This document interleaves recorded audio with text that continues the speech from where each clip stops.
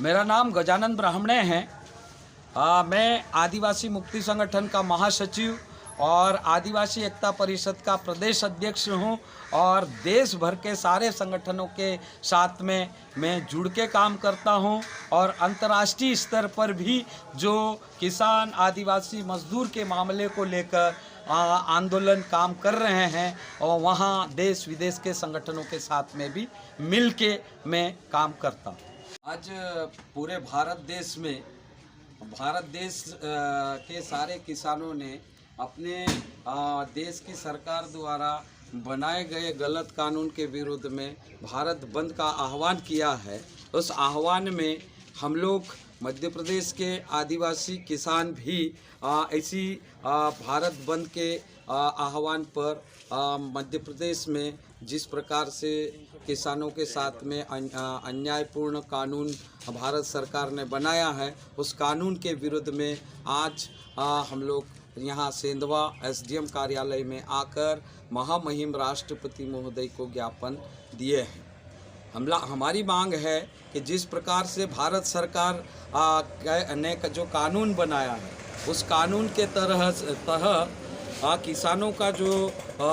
समर्थन मूल्य की जो गारंटी देना चाहिए थी, वो भारत सरकार ने किसानों को गारंटी नहीं देते हुए किसानों को कानून में ऐसा कह दिया कि किसान अपना माल कहीं पर भी जाके बेचेगा। लेकिन जिस प्रकार से किसान अगर उसके क्षेत्रीय मंडी में माल नहीं बेचेगा, तब क्षेत्रीय मंडी का जो टैक्स होगा, वो टैक्स जो है किसानों से वो टैक्स वसूल नहीं होगा, तो मध्य प्रदेश की कृषि मंडी धीरे धीरे जो है बंद होने की कगार पे हो जाएगी और किसान मंडी में माल नहीं ले जाएगा तो किसान के माल का सही मूल्य, समर्थन मूल्य नहीं मिलेगा और साथ में जो है किसान के माल बेचने के बाद में किसान के पैसे की कोई गारंटी नहीं रहेगी और किसान के साथ में लूट होगा। ये लूट करने के लिए अभी देश के छोटे मोटे व्यापारी जो है किसान का माल खरीद रहे हैं, लेकिन इस कानून के ज़रिए से जो भारत सरकार ने कानून बनाया है, इस कानून में बड़े बड़े पूंजीपति जो है किसानों का माल खरीदेगा और वो मुंह मांगे दाम में खरीदेगा। किसान को जो उत्पादन का सही मूल्य मिलना चाहिए, वो सही मूल्य नहीं मिलेगा। भारत सरकार ने यहाँ पर किसानों को कितना मूल्य मिलना चाहिए, कितना नहीं मिलना चाहिए, उसको जांच करवाने के लिए एक कमेटी का गठन किया था। वो कमेटी स्वामीनाथन कमेटी ने भारत सरकार को रिपोर्ट दे दी थी। रिपोर्ट में ये कहा था कि किसान जब उत्पादन करने के पहले लागत लगाता है, खेड़ने बखरने और बीज खाद दवाई जो डालता है, वो उस किसान का जो फसल उगाने के बाद में पकाने तक का जो खर्चा लगाता है, उस खर्चे का डेवड़ा पैसा जो है किसान को मिलना चाहिए। ये स्वामीनाथन कमीशन ने रिपोर्ट देकर सरकार से ये निर्देश जारी करे थे कि किसान के उत्पादन का डेवड़ा मूल्य उस किसान को मिलना चाहिए। लेकिन सरकार ने कमेटी को रिपोर्ट देने के लिए कहा। स्वामीनाथन कमेटी का रिपोर्ट आने के बाद में भी सरकार ने उस कमेटी की रिपोर्ट को दरकिनार करते हुए मनमाने ढंग से पूंजीपति और उद्योगपतियों के कहने में आके या उनके इशारे पर जो है हमारे देश की सरकार ने कानून बनाया। उस कानून में किसान को मन मर्जी माफिक या मट्टी के माफिक फसल को बेचना पड़ेगा। दूसरा जो है भारत सरकार की जितनी भी मंडियां हैं, वो मंडियां धीरे धीरे करके बंद हो जाएगी। मंडियां बंद होगी, मंडी के कर्मचारी घर जाएंगे और जो भारत सरकार को मंडी से टैक्स मिलता था, वो टैक्स मिलना बंद हो जाएगा। दूसरा जो है, जिस प्रकार से सरकार ने जो कानून में लिखा है कि कोई भी किसान कहीं पर भी जाकर अपना माल बेच सकता है। भाई बेच सकता है माल, लेकिन लेने वाला कौन होगा? हम छोटी सी बात करें हमारे सेंधवा मंडी की या सेंधवा क्षेत्र के व्यापारियों की, तो हमारे सेंधवा क्षेत्र के व्यापारी, यहाँ व्यापारियों का संगठन है और समर्थन मूल्य नहीं मिलता तो व्यापारी एकता कर लेता है और एकता करने के बाद में वो तय कर लेता है कि मेरे को आज 20 गाड़ी लेना कि 30 गाड़ी लेना या 10 गाड़ी लेना। तो एक दिन 2 व्यापारी खरीदेंगे, दूसरे दिन 2 व्यापारी, तीसरे दिन 2 व्यापारी, और मन मर्जी का भाव,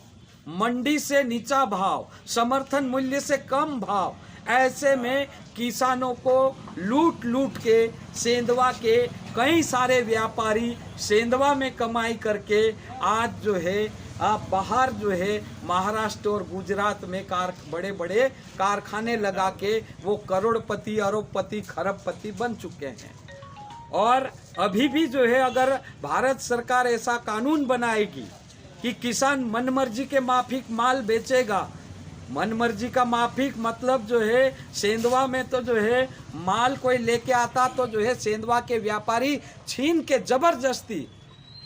बिना जो है भाव किए तोल लेते हैं, तोल में भी कम तोलते हैं और भाव भी कम लेते हैं। मनमर्जी के माफिक किसानों के साथ में लूट होता है। और अगर जो है मंडी खत्म हो जाएगी तो किसान के पास में क्या आधार रहेगा, कहाँ जाके वो अपनी मांग को रखेगा, किसको शिकायत करेगा कि मुझे जो है मेरे फसल का सही दाम नहीं मिला है। तो सरकार चाहती है कि निजी हाथों में मंडियां दे दे, निजी हाथों में व्यापार दे दे, निजी हाथों में किसानों का उत्पादन किया हुआ माल मनमर्जी के माफिक जो है वो उद्योगपति, पूंजीपति खरीदे और पूरा हमारा माल जो है कंपनी खरीदेगा, मनमर्जी के माफिक खरीदेगा और किसान जो है लूटते जाएगा, इतना लूट जाएगा कि अंत में जिस प्रकार से हमारे इंदौर संभाग के बाजू में जिस प्रकार से रामदेव बाबा को मध्य प्रदेश की सरकार ने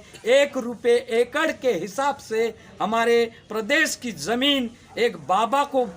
1500 एकड़ जमीन बेच देती है, तब जो है मध्य प्रदेश के किसान इतने मजबूर हो जाएंगे, इतने जो है परेशान हो जाएंगे, आत्महत्या करेंगे या तो फिर बाद में जो है उनकी ज़मीनें नीलाम होगी और ज़मीन ऐसे लोग खरीदेंगे जैसे मैंने उदाहरण दिया रामदेव बाबा का, वैसे ही कई सारे पूंजीपति लोग हमारे इलाके में जो है खेती को करने के लिए अभी यहाँ पर आ रहे हैं। तो वो हमारी खेती को जो है छीन कर वो हमारी खेती पर खेती करने वाले हैं।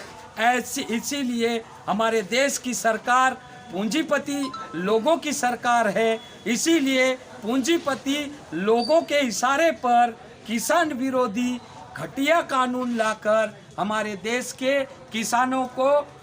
जमीन बेचने के लिए मजबूर करने के लिए ऐसा काला कानून लाए हैं। ऐसे काले कानून का भारत देश के किसान पूरे देश में जोरदार तरीके से इसका विरोध करके आज पूरे देश को बंद करने का आह्वान किया है। हम लोग भी जो है इस बंद के समर्थन में यहाँ सेंधवा एसडीएम में आकर ज्ञापन दिए हैं महामहिम राष्ट्रपति के नाम पर, और राष्ट्रपति से हम निवेदन कर रहे हैं कि ये भारत सरकार ने जो किसान विरोधी कानून बनाया है इस कानून को तुरंत वापस ले। अगर समय रहते हुए भारत सरकार ये किसान विरोधी कानून को वापस नहीं लेता है तो हम भी मध्य प्रदेश के सारे आदिवासी और किसान मजदूर इकट्ठा होकर मध्य प्रदेश की सड़कों पर जाम करेंगे।